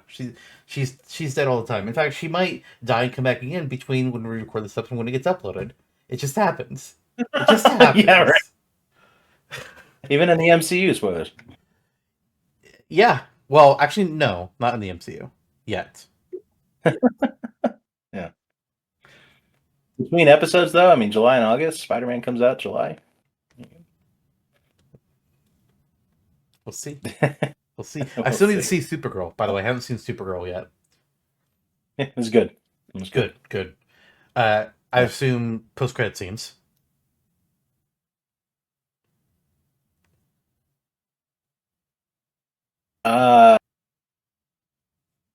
Actually, I don't remember. I Wow. don't think so. Okay, now I gotta Yeah. check. No. Yeah. Huh? You know what had him though? Toy Story 5. Honestly, I don't know if I want to see it. Like, Toy Story 3 was already the good ending. Toy Story 4 was an extended ending. I don't need to see Toy Story 5. I'm good. It was great. Especially from It what was I've great. heard, apparently the iPad thing doesn't get demonized by the end. Instead, they put on a balance message like, no, we should demonize this. As a person that lives in technology, we should be demonizing children only having their brains into iPads. Come on. Mm-hmm. Well, there's certainly, I don't know, from the parental aspect, which thank God I can't really speak on that from personal perspective. There's certainly a aim for balance, but there's a lot of critique of like watch your kids and watch their screen time and watch what they're doing on their shit. Mm-hmm. So it's not like completely irresponsible. I mean, the worst thing about the Instead movie to of me, policing the internet, maybe parents should police their children. yeah, right. Parental controls exist, maybe not so great all the time.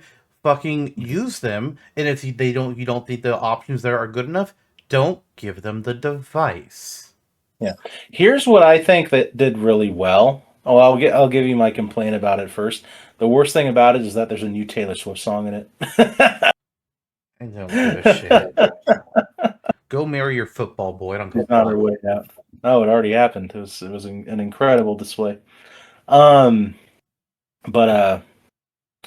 what it did really well, and I think this is healthy for if they're going to continue making these films, which they will because money talks, and this originality franchise. is dead. But Hoppers was good in his original show, but yeah, I get what you mean. Toy Story 5. Oh yeah, Jesse was the main focus, and they did a really good Jesse related storyline. Apparently, some people are upset that Jessie is Woody's sister canonically. People have been trying to ship them. I guess it's like, guys, one, fucking weird. Two, Yeah, please stop. yeah, yeah, yeah. It's like after Toy Story 3, people were. I don't remember if it was after 2 or 3, but people were shipping Jessie Buzz. It's like, they are toys. Yep. Please stop. Dear sweet, near merciful Jesus, stop. That's a whole other problem. they exist in every franchise, unfortunately. Yes, they do. God Lord. Kill me. Yeah, Supergirl was good. I will say it was serviceable. You know, there were not incredible highs or incredible lows. It was pretty straight the entire way. And it feels like a James Gunn movie, you know. But that can be good and bad. Oh, and it is good and bad. You know, it's like there's a typicality associated with it. I definitely have some concerns about where the James Gunn DC verse is going. Less so about like, him, like the movies being his movies or anything like that, but I get James Gunn really likes taking the smaller characters and just doing great things with them, and he did great things with characters like Mister Terrific in Superman, and I hope Lobo is similarly great in Supergirl. But we need the other big names, and not just going off of all these smaller things everywhere. Why is Green Lantern a show and not a movie? Where is Batman? I get, there's the whole Matt Reeves stuff going. You need to make yours. Either Mhm. make yours or just make the Matt Reeves one into your universe. Where is Wonder Woman? Not my favorite. Like the Gal Gadot ones were kind of but you can make a good Wonder Woman. It's been done on TV shows. Get over the Flash stigma. Make a new Flash movie. Just don't have the first Flash movie be fucking Flashpoint. Yep. What's wrong with you people? We need the big hitters.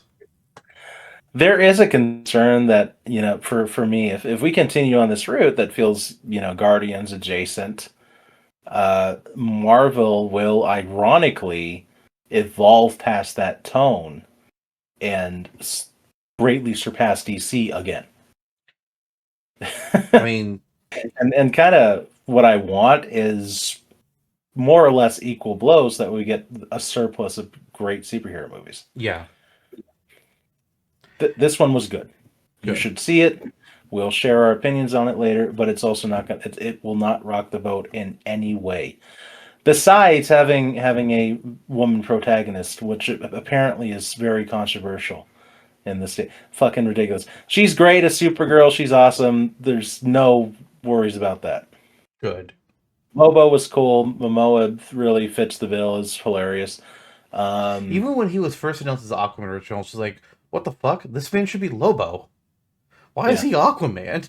That doesn't make sense." And then finally, he's in his proper role. Yeah, and yeah, there you go. Problem with it, I'll just say, the way that it feels like a gun movie is that the villains feel throwaway. It's just like whatever. They're more like, it's a set piece villain kind of movie. No better than Taserface. Honestly, I feel like at least half of the Marvel movies have had throwaway villains. Like, obviously there's good ones. Like, I think like Ironmonger was a decent start. It was like not really much going on with him, but it was a good for the first movie, Iron Man's first adventure. It worked well. There's all the parallels there. Well, then Whiplash happened, and then Aldrich Killian happened. We got Loki for Thor and Red Skull, but Red Skull, even I kind of feel like he was underutilized. Yeah. Yellow Jacket was throwaway. Kang The fact was literally being thrown away. Yep. The fact that they made Gore, the God Killer, a throwaway villain. Like, are you serious? We should have seen him at the Pantheon meeting where he just butchers. We don't have to see like all the deaths, but like he's just there. And he just starts killing. Mm-hmm. And that could have been when, like, honestly, they could have introduced Hercules at that point, like have him and Thor. Or it's like maybe they don't like each other or whatever reason. Like maybe there's a rivalry there. I could kind of see how that would make sense. And they both try to go fight Gore, but then they both get sent off, not together, because we're just going to tease Hercules here, but like they get sent off like to different portals to other areas, and that's where like we're going to set up Hercules for Thor 5. Yeah. Oh, you know what Supergirl does that is out of the ordinary a little bit, that was interesting to see, was their version of, like, Kara's version of the Fall of Krypton. Ooh, that was interesting. Good. So those flashbacks were the best part of the movie. Good. Yeah. Bada bing, bada boom. Excellent. What are we missing? Mando and Grogu. We both watched that. It feels like it started out as another season, and they decided, let's just make a movie out of it. Because I could see like at most points it was like, that's where an episode ends. That's when an episode ends. That's when an episode ends. Yeah. It just felt like that all over the place. Did I enjoy it? I enjoyed it a lot. I was really very entertained. Yeah, I agree. I also agree with you. It was definitely that. But and at the start of the summer, though, having like a feel good action adventure, I feel like the critics of the movie are yet again for Star Wars off the rocker a little bit. Like it's like, oh, this wasn't good because it was fun and an action movie. And I was like, what are you talking about? Those were like most of the Star Wars Are films. we gonna start pretending that Yeah. Fast and the Furious was ever a deep franchise? Like, come the fuck Yeah. on. Yeah. So like, I mean, it's the same reason they laud the first three films is the reason why this film is getting kicked around. You know, it's like whatever. It has its problems, but they're more like in universe, like fan problems. Like Yeah. we can identify, oh, the lore of this project is there was going to be there was going to be a season 4 that was planned. They were going to involve threads of the Thrawn plot line. This was, you know, like it was I going to wasn't be there. something more. And I will say, like, making the movie allowed them to have a higher budget, which is always weird because, like, okay, I feel like the TV show you could give a higher budget to because you can There's just more. tell more There's more story. But if it was a TV show, we would not have gotten Rada. No. And Rada is a revelation. Rada's great. Rada's incredible. That was so awesome. Officially nominating Rada the Hutt for the Star Wars fighting game. Mm-hmm. Being able to see outside of like the old books how the Hutts can like train to be battle prone and be like these magnificent fighters, to actually see that on within the movies was novel in itself. It's like holy shit. Um, and then just having this Hutt who was like neutral good and you know being carried along by the Coliseum owners and yada yada. That was interesting, and having this whole thing, having him just talk like some dude. He's like, "Hey, I'm Rada. What? I'm Jabba's son, and I'm not like him, man." And then the scene of Rada and Grogu playing on the beach on the Resistance planet, that plays back in my head. That was really cute and stupid. I mean that the Anzellans, I mean, were some of the best things about the sequel trilogy to me. And to see and to have them involved here and heavily involved with the Grogu's Grogu rescue mission was great. Yeah. And having all the yeah, on Now Hutta, having all the different creatures and just like the way that you fight them, the Mando fought them, and first time we got to see Now Hutta in live action. Yeah. So as a Star Wars fan, you know, it tickled a lot of the right brain nodes, you know, like it wasn't. On one hand, I wish that we got more plot with Mando. I wish that we had some sort of advancement into what we're going to be seeing. They were going to kill him. I thought he was for a dead. second, yeah. For a second, yeah. Like in that whole sequence, like that sequence and everything going on with it, like until they had like when Grogu was like making the hut to put him in, like and like the whole time I thought he was making a grave, until they showed him just like trying to fit him in, and he just keeps slamming him multiple times. Not that it was like once they showed him slamming them multiple times, I was like, okay, they're making a joke. He's not gonna die. He's living. All right. Yeah. Because it's the natural inclination in the fandom is, oh yeah, Din Djarin's going to die on screen at some point. Yeah, obviously. I think a large portion of people thought it was going to happen in this movie. Yeah, but then you think on the other side, Disney not going to kill him off in their feel good family summer blockbuster. So it's like, oh, okay. And it landed. It was fun. You know, it's not going to rock the boat in any significant way, but it puts them on the big screen. It pleases people. It is referential of so much of the lore of early Star Wars, and like even the hut you're talking about looked like Yoda's freaking hut later on. It also makes me wonder, like, okay, are we going to get another season? Because obviously there's more story here, but also kind of feels weird to go like 3 seasons, movie, and then another season's like, yeah, what are we, an anime? Why are they? I mean, I think that the discussion is they might do another movie, so we'll see. It didn't perform extremely well, I don't think. But not, yeah, people are trashing because like, oh, it bombed box office. Okay, so you mean like how nothing is performing at the box office because the movie theater industry is now completely different than it used to be ever since 2020 hit, nothing like the movie theaters have not recovered since COVID. Yeah. They haven't, and I don't think at this point they're ever going to. They need to Mhm. completely change how things are. For one thing, Yeah. make it all cheaper. We need to be Yeah. paying that much for popcorn and drinks. Come on, Paid come on, $20 man. to go see the fucking Toy Story movie, man. Dear God. For 2 people. You but know, still. if I went back to my hometown and I used the theater there, it'd be a fuck ton cheaper. Yeah. Oh yeah. I could also do a drive-in theater there for That's not kind of much, cool. for not anything more. Yep. Yeah, and that well, the greatest defense is going there, and then the food's more expensive than the tickets. Yeah, I'm like, oh my gosh, like the you're getting highway robbery on the tickets if you're not doing morning matinee, mm-hmm. which is the only time they're cheaper. And And nobody can then because we all have jobs. yeah, and then they're like, oh, $10 per fucking drink. It's like, oh my gosh, dude.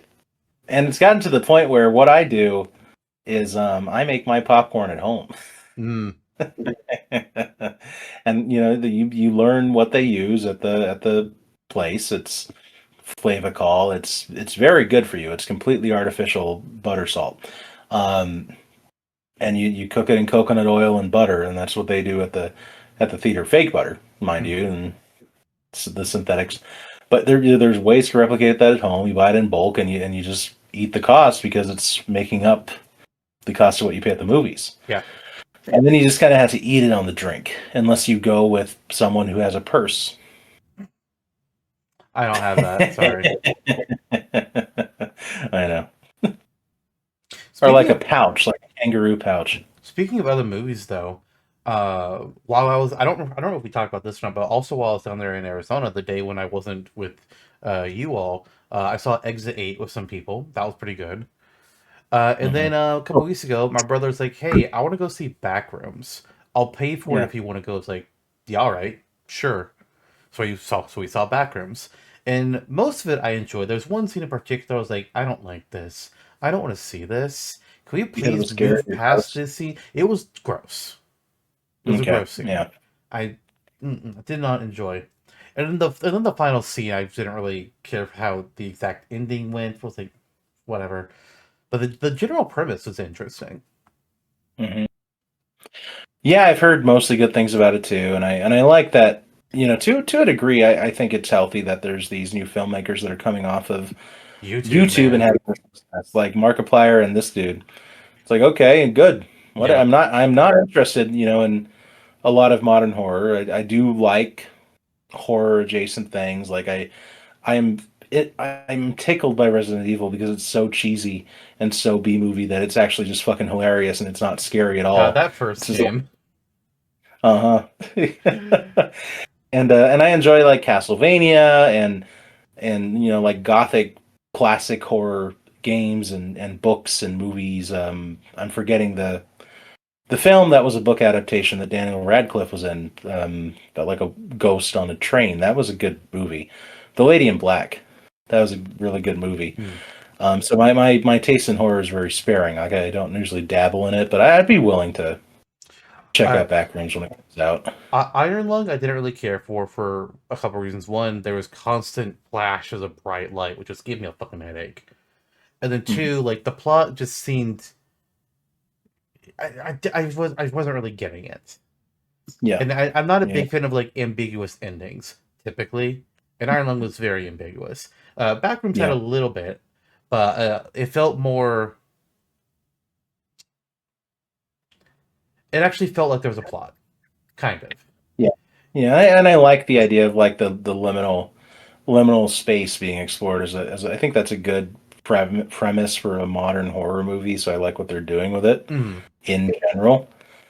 So okay, cool, interesting, and it's interesting that someone who's not as into horror movies, kind of like I'm not, was like, oh yeah, it's mostly good. Yeah. I also just got remembered because of the Backrooms talk. There's another game that I've played a little bit of recently. Yeah. So all the time, we have those games. No, we have those games where it's like, oh yeah, this game gets like the small $2 game that's like very popular with streamers, people playing it with friends.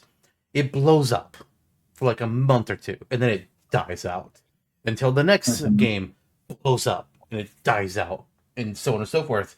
going through the streamer cycle, I tend to call these games like the flavor of the month games. But there's been a new one that's come out, and I was like, okay, no, I talk shit on this genre.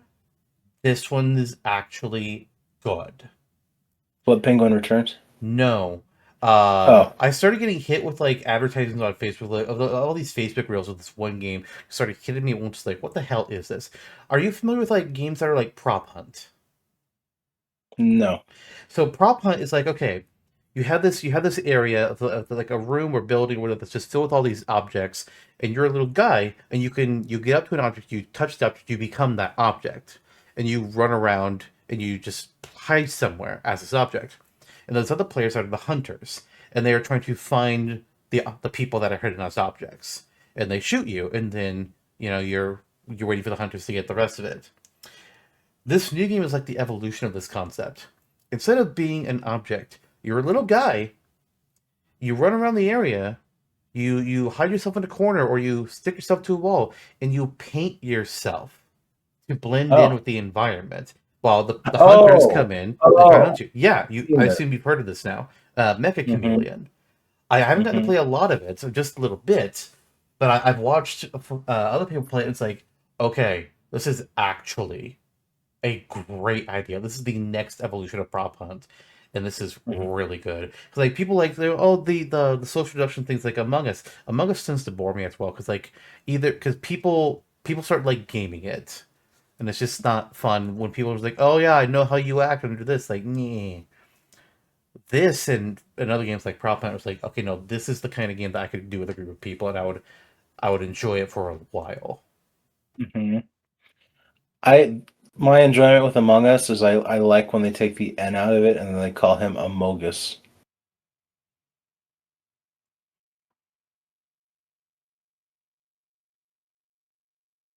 Oh, and I like the backpack that's on the character as well. That's actually part of their bodies. Oh, that's Yeah, go watch the Among Us cartoon on Netflix. it's kind of terrifying. Their bodies also canonically only have one bone, and it's just straight up and Oh, down vertical bone. That's it. oh God, Yeah, no, it's jeez, canon. That's how their bodies work. Don't ask me to terrifying. explain it. No. Okay, that's so you've watched it a little bit. Did you say that you also tried it? You did. Yeah, You yeah, I did try played it some. out. Yeah, with two different groups. It's Sweet. good. It's very good. And Nice. you can, like, people have already made a fuck ton of community maps, including Peach's Cast 64. There's multiple Minecraft maps.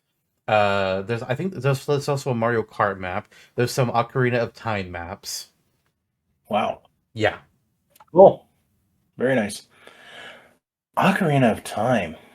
There's a game. Yeah, I wonder if they'll ever We remake it. we only kind of touched on it, but yeah, that is kind of now that I'm thinking about it, what I was going to say earlier during the direct talk was like it's exciting that it's coming out, and it's also kind of the curse of being so heavily online is like we knew it was coming for months because of the rumors and leaks. Like if that was fresh and we got the trailer that we got, there probably wouldn't be any complaints on the internet. But now I mean, that I wouldn't be excited because all they showed is just a cinematic of Link sleeping. That's it.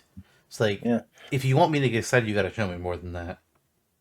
Yeah, I like the tapestry thing. That was cute, entertaining. Honestly, I thought that's what all they were going to show at first, and they actually showed Link sleeping. It's like, oh, okay, they are going to show me a little bit of cutscene, I guess. Yeah, and to your point too. I mean, there's been a lot of discourse on the graphics. Like some people are like, "Oh wow, I'm so excited that it's quote realistic unquote," and then there's the other side that's very hypercritical of said thing and like, "Oh, this looks plastic and strange," and I'm like, we have one shot, and it's just so hard to judge anything. One off shot, of this. early in development. Like, come on, guys, it's not going to look like Link's Awakening on the Switch. No, which I love that game. I know you do. God damn. They look like Fisher Price toys. Come on. That's the point. That's the point. I don't think that it's the point for Ocarina of Time to look like Unreal Engine 2. You know, like I think that it's going to turn the corner.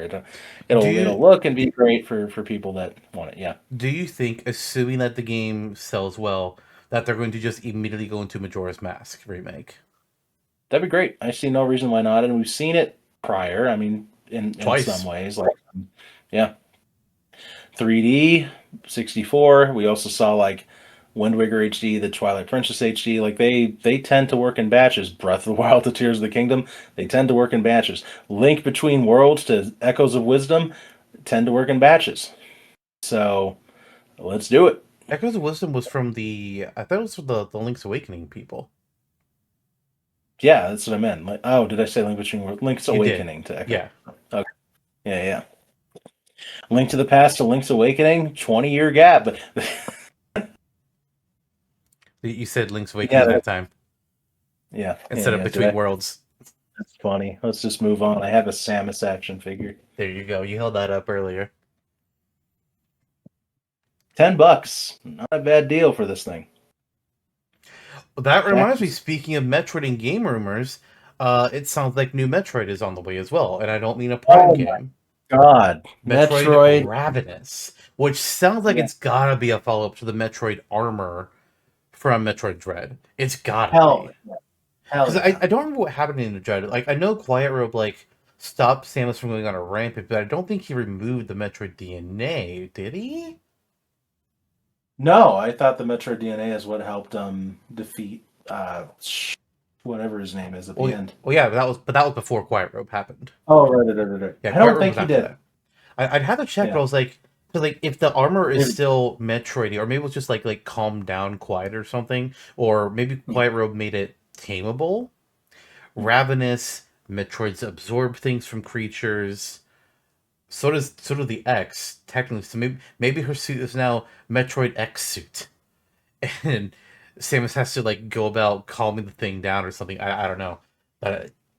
Interesting. I'm quite curious to see what comes out of whatever it ends up being. To have Samus be like canonically Metroid-y kind of is crazy, and it feels like the natural plot point. Like I'm excited for that. I think I think that it is Mercury Steam's next big deal, and it's her next big 2D Metroid.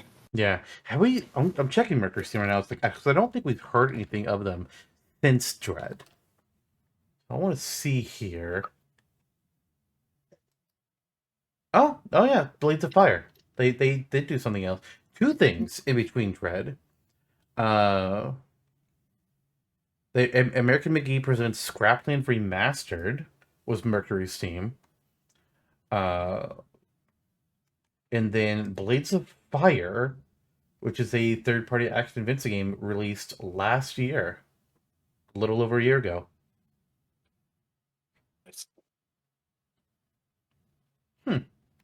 You know, I'm really excited for that to be in the pipeline, and it's funny how it's all but official, because it was accidentally revealed by like a Brazilian ratings board or some South American government. No, it was Brazil. It was Brazil. Yeah. And I'm looking at this. Metroid Samus Returns was 2017. Metroid Dread, 4 years later, 2021. 4 years later from that, 2026. But they did Blades of Fire, which was 4 years after Dread. So probably 2029, I would guess, Metroid Ravenous. Maybe 28 if they were able to reuse assets. Tomorrow. No. We're not shadow releasing the new game. After Prime 4, I wish. I pre-ordered the Dagdrin edition of the new Fire Emblem game. Oh. I don't even know there was a pre-order for it. Yeah, so I have the special edition version. I have faith that we are going to get a Three Houses level of quality from it, and I want to fight on a giant turkey. So I'm getting a day one. Ooh, returning features, combat arts, gambits, hub area, crescent. Wait, this says there is an avatar character. Was I lied to? Fuck. I don't think there is. They didn't advertise it in the direct at all. I'm just looking at the Fire Emblem fandom page for the game. This says avatar is under the... Eshmel is an avatar character. Unlike previous avatars, genders are determined by the player, but there's no other current details. So there is a character, Eshmel, whoever this is. I don't remember seeing this person in trailers, but I guess if they're more like Mark, then that's fine. I mean, they have a character art and they have a 3D model and some cutscene, but hard to say. Eshmel Fire Emblem. They're a Lance user, it looks like. Huh.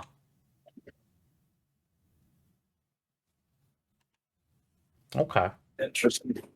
Well, this is the first time I've ever seen this character. Yeah. So weird to look over. Is this like there's this is just this level? Like, is this real? But I think it clearly is. Yeah. Interesting design. Well, there's your next Smash character. No. At least it's a Lance, so okay. It's not Marth plus Marth. Yeah, I don't understand why there's like this level of kind of like hiding this character. That's so strange. Who knows? It. Um, I mean, maybe it's because like Avatar, like you really don't need to focus. Like if it's gonna be more of a they're just kind of there Avatar, then you don't need to really show them off. Yeah. If they're not, I wouldn't say Marcel, probably more Chris style. Or Chris was just kind of there. At least my understanding of Chris is that they were just there. Unlike Robin, who is an active participant in the game and is more or less the main character. Then there's Corrin, who is the main character, and Byleth, who is the main character. I also got this Metal Mario action figure. What? This Why? Mario Metal Why? You can do better. back. No. There you go. Well, this is what spurred it all. Hmm. I wasn't going to collect action figures when my parents got this for me for my birthday. Oh, and we have seen the new Anna. The new Anna looks Yeah. good. After the disappointment that was Three Houses Anna. And this is how far removed we are from like the gaming era of my life as a kid. They had totally forgotten about Metal Mario's existence. They're like, oh, this must be a new character from the movie, right? And I was like, no, it's It's actually kind of surprising we haven't had Metal Mario in the movie yet. That's actually really that's true. surprising. Yeah. Huh. That's a fair point. We're getting Metal Sonic, so why not? Well, I mean, it's a little bit different situation, but Yeah. Yeah, that's true. so that's actually pretty surprising that we haven't had a Metal Mario transformation at all. Yeah, it is. And we jumped straight to Galaxy. Fortune's Weave. Anna Fortune's Weave, really. Oh yeah. Looks good. Yeah. Like the one for Three Houses is just like very generic, like merchant style, and she was only made playable in a DLC. But like the design they have for her here, we really only have like a headshot of her. Well, her portrait is really all we have. It's like, oh, that looks really good. Yeah. Very neat. All right, Jono, it's about time to wrap up this episode. Last things you wanna say today? I'll just, this is a very media focused episode. I'll just wrap it up by saying that I also found a little bit of time to start reading again. No, go on. I know the hits keep on coming. So this book, the sequel story, this the second in the Kyoshi saga books for the last Airbender related stuff. Shadow of Kyoshi, almost done. When I bought it 3 years ago, when did this come out? It doesn't say, but I'm pretty sure like 3 to 4 years ago.